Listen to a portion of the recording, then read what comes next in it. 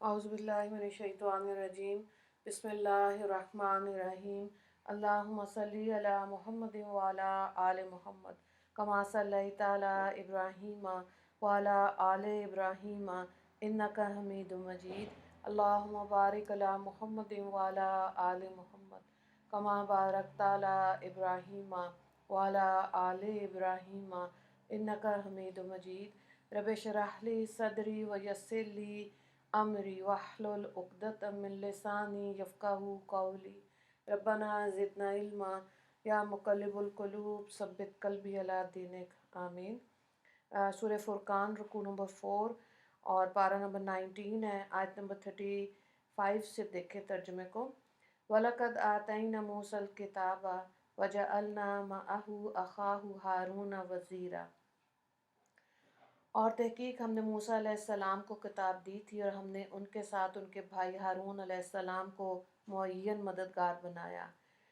फ़कुलना ज़हबा इलल क़ौमिल्लज़ीना कज़्ज़बू बिआयातिना फ़दम्मरनाहुम तदमीरा व क़ौम नूहिन लम्मा कज़्ज़बुर्रुसुला अग़रक़नाहुम वजअलनाहुम लिन्नासि आयात व अतदना लिज़्ज़ालिमीना अज़ाबन अलीमा। फिर हमने हुक्म दिया कि दोनों उन लोगों के पास जाओ जिन्होंने हमारी दलीलों को झुटलाया, सो हमने उनको बिल्कुल ही गारत कर दिया और कौम नूह को भी हम हलाक कर चुके हैं। जब उन्होंने पैगंबर को झुटलाया तो हमने उसको गर्क कर दिया और हमने उनको लोगों के लिए एक निशान बना दिया और हमने ज़ालिमों के लिए दर्दनाक सज़ा तैयार कर रखी है।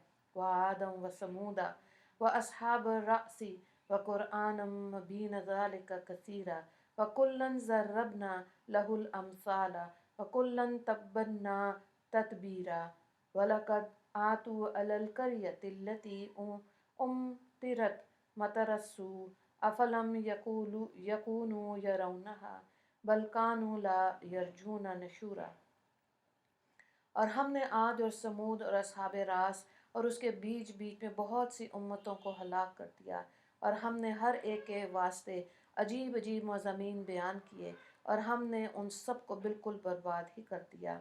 और ये उस बस्ती पर होकर गुजरे हैं जिस पर बुरी तरह पत्थर बरसाए गए थे, तो क्या ये लोग उसको देखते नहीं रहते, बल्कि ये लोग मर कर जी उठने का एहतमाल ही नहीं करते। तो यहाँ पे देखें हज़रत मूसा अलैहिस्सलाम का ज़िक्र है क्योंकि आपकी नबूवत और किताब अहले किताब में बहुत मशहूर थी और बताया जाता है कि देखो मूसा अलैहिस्सलाम के साथ फ़िरौनियों ने क्या किया, उनको किस कदम मोजज़ात दिखाए और उनके भाई हारून अलैहिस्सलाम को नबूवत अता करके हज़रत मूसा का साथी बना दिया।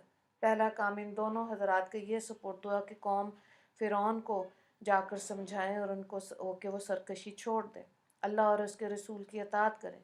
लेकिन इस कौम ने इनकी ना सुनी। आखिरकार अल्लाह ताला ने इस कौम को नीस्त व नाबूद कर दिया। मुफस्सरीन का इख्तलाफ है कि किस नबी की उम्मत थी। अक्सर यही कहते हैं कि ये एक बहुत बुत परस्त कौम थी। जहाँ पे असहाबुर रास की बात हो रही है तो इस निस्बत से ये असहाबुर रास कहलाते थे। ये उन कुओं से ज़राअत करते थे, जानवरों को पालते थे। इनकी हदायत को हज़रत शुएब अलैहिस्सलाम भेजे गए थे, मगर उन्होंने बड़ी सरकशी की और अपने पैगंबर को तकलीफ़ें दी। आखिर कहर आसमानी से ये भी हलाक हुए। और भी बहुत से सरकश लोग जिन कौमों के दरमियानी ज़माने में आए, सबको अल्लाह ताला ने उनकी नाफरमानियों की वजह से हलाक किया।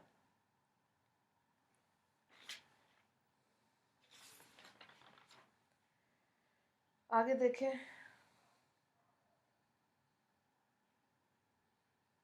व इज़ा रअौका अन यत्तखिज़ूनका इल्ला हुज़ुवा अहाज़ल्लज़ी बअसल्लाहु रसूला इन कादा लयुज़िल्लुना अन आलिहतिना लौला अन सबरना अलैहा व सौफ यअलमूना हीना यरौनल अज़ाबा मन अज़ल्लु सबीला अराइता मन इत्तखज़ इलाहहु हुवा अफ़ अंता तकूनु अलैहि वकीला अम तहसबु अन्न अक्सरहुम यस्माऊना औ याकिलून इन हुम इल्लल कल अनआमि बल हुम अज़ल्लु सबीला।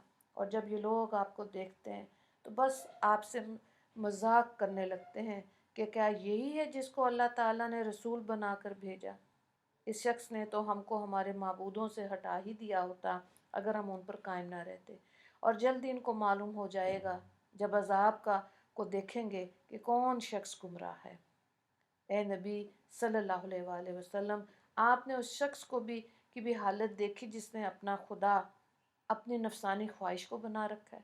تو کیا آپ اس کی نگرانی کر سکتے ہیں، یا آپ خیال کرتے ہیں کہ ان میں اکثر سننے یا سمجھتے ہیں؟ یہ تو محض چوپایوں کی طرح ہے، بلکہ یہ ان سے بھی زیادہ بے راہ ہے۔ تو یہاں پہ دیکھیں نفس کو الہ بنانے کے بارے میں بات آ رہی ہے۔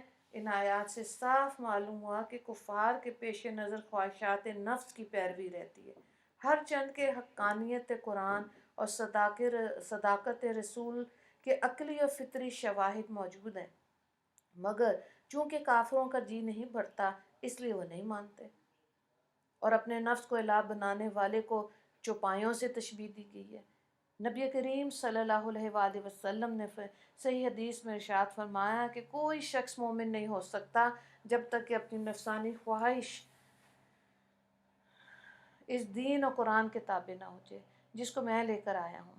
ایک اور حدیث میں نبی کریم صلی اللہ علیہ وآلہ وسلم نے ارشاد فرمایا، سب سے بڑا دشمن تیرا نفس ہے جو تیرے دونوں پہلوؤں کے درمیان میں ہے۔ خواہش نفس کی پرستش کے معنی ہے کہ آدمی ہر دینی اور دنیاوی امور میں اپنے نفس کا فرما بردار ہو جائے، جس کی مختلف صورتیں مثلاً دنیا پرستی، عزت پرستی، شہرت پرستی، حکومت پرستی، دولت پرستی، عورت پرستی، اولاد پرستی وغیرہ وغیرہ، یعنی احکام الہیہ کو چھوڑ کر کسی دوسری چیز یا دوسرے شخص کی اتنی اطاعت کرنے کے حکم الہی کی کوئی پرواہ نہ ہو یا مخالفت ہو، یہی نفس پرستی ہے۔ تو اللہ تعالیٰ اس سے ہم سب کو بچا کے رکھے۔ اور آج کے نام نہاد مغرب زدہ طبقہ جو اسلامی لیبل لگا کر احکام شریعت کو صرف اس لیے نہیں مانتا کہ اس کا دل نہیں چاہتا، اس کی عیش پرستی میں فرق آتا ہے، جو قرآنی احکام کو ٹھکراتا ہے محض اس لیے کہ حکم قرآن کو مان کر اس کی شیطانی اغراض حاصل نہیں ہو سکتے اور من چاہے زندگی نہیں بسر کی جا سکتی۔ تو پھر اللہ نے سمجھا دیا کہ ان کا انجام کیا ہوگا۔ بار بار اس چیز کے بارے میں آگاہی اور تنبیہ آتی جا رہی ہے۔ اب یہ انسان نے خود محنت کرنی ہے، کیونکہ اللہ تعالیٰ نے انسان کو عقل سے نوازا ہے۔ اس رکوع کے 3 سوالات ہیں۔ پہلا سوال ہے اصحاب راس سے کون سی قوم مراد ہے، آیت نمبر 38۔ دوسرا سوال ہے نفس کو الہ بنانے سے کیا مراد ہے، آیت نمبر 43۔ تیسرا سوال ہے کہ اپنے نفس کو الہ بنانے والے کو کس سے تشبیہ دی گئی ہے۔ دعا کر لیتے ہیں۔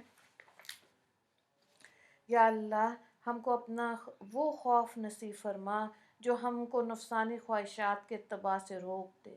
اے اللہ، نفس و شیطان کی شرارت سے ہماری کامل حفاظت فرمائیے، اور ظاہراً اور باطناً ہم کو شریعت مطہرہ کی پابندی نصیب فرمائیے۔ اے اللہ، آپ نے اپنے فضل سے ہم کو اسلام اور ایمان اور قرآن کی جو دولت عطا فرمائی ہے، اس کی حقیقی شکر گزاری کی بھی توفیق عطا فرما دیجیے، اور دین کے معاملے میں ہم کو نفس پرستی جو کافرانہ خصلت ہے اس سے کامل طور پہ بچا لیجیے۔ یا اللہ، جانور کو بھی اتنی تمیز اور سلیقہ ہوتا ہے کہ اپنے مالک اور محسن اور دانہ پانی دینے والے کو جانتا پہچانتا ہے، لیکن اس غافل انسان کو نفس اور شیطان نے کیسے دھوکے میں ڈالا کہ یہ اپنے خالق، رازق، محسن، حقیقی کو بھول کر دنیا کی من چاہی لذات اور خواہشات میں پھنسا ہوا ہے، اور خالق کائنات کی نافرمانی اور اس کے احکام سے سرکشی برتتا ہے، اور عاقبت اور انجام سے بے فکر ہو گیا ہے۔